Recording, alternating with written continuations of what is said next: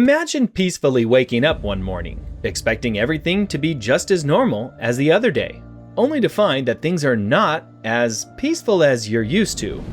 You open your phone and you immediately stumble upon a wide array of news articles all saying one thing: the zombie apocalypse is here.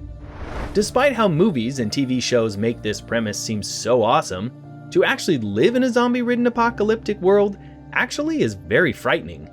So let's say this fictional setting actually does happen to us today.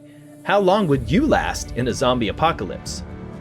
In a nutshell, your chance of survival in a post-apocalyptic world ruled by zombies will totally depend on your skills, ability to adapt, and willingness to cooperate with others. Let's say, for the sake of discussion, you absolutely have no combat or survival skill at all. Well, you may still have Lady Luck in your favor. As long as you're not on or close to ground zero, you can still have a slim chance of survival. And even a slim chance is better than none at all. A post-apocalyptic setting may just be exactly what you need to unlock new skills. You may be surprised just how quickly you'll be able to adapt, so all hope isn't lost yet. Realistically though, there's a fairly high chance that you'll be one of the first to go, most especially if you fail to adapt sooner. If you do have a proper set of base skills, if you at least know how to fend off for yourself in the wilds without the use of modern technology, you most likely have a couple of weeks to months to survive on your own. If you are able to adapt to the new norm and live stealthily, you will at least get the chance to see the zombies overrule the world first before they ultimately get to you. Well, so much for learning new things. Being around other people will make the apocalypse so much smoother though.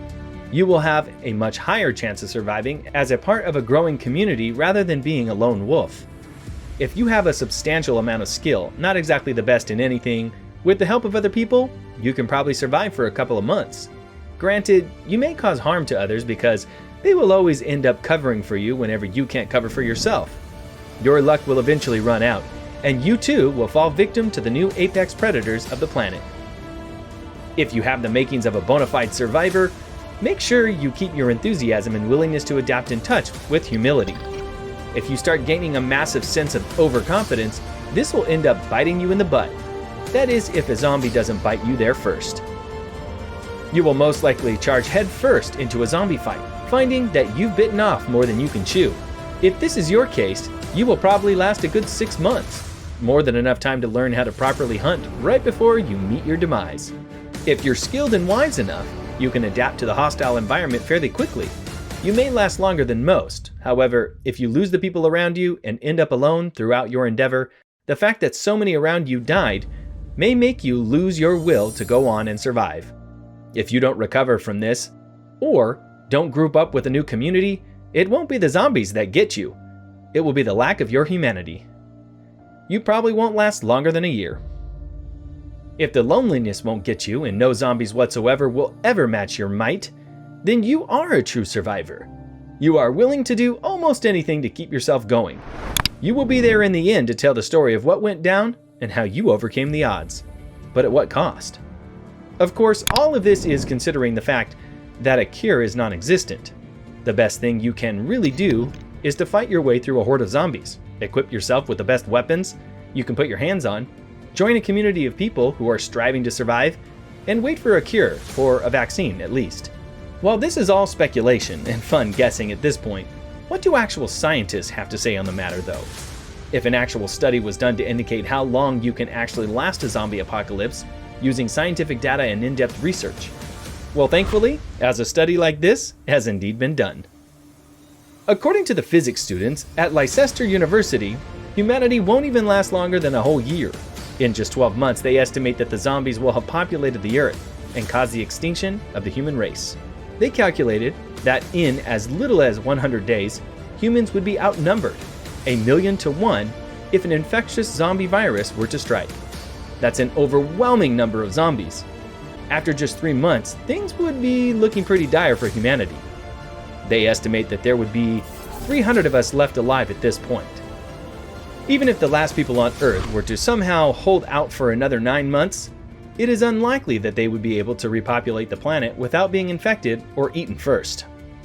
This is a very grim finding. If we somehow can't contain a zombie outbreak, it will eventually overwhelm us to a point where it will be too unstoppable. So unstoppable, in fact, that it will only take the zombies a year to fully eradicate a race that took millions of years to flourish. If we want a happy ending though, the students thankfully redid their research to add in a few more variables to the equation. Some students flagged up that, actually, humans are really good at adapting and overcoming adversity. This factor was simply not taken into account in the original study, which is why the human race met their ultimate demise way too soon. In response, the team reworked their calculations and published an additional report, which considered that people probably would get better at escaping, killing zombies, and adapting to the new environment. Humans could also quickly have a lot of babies in order to ensure the future of the human race. Humans can learn the best places to hole up, strategically speaking.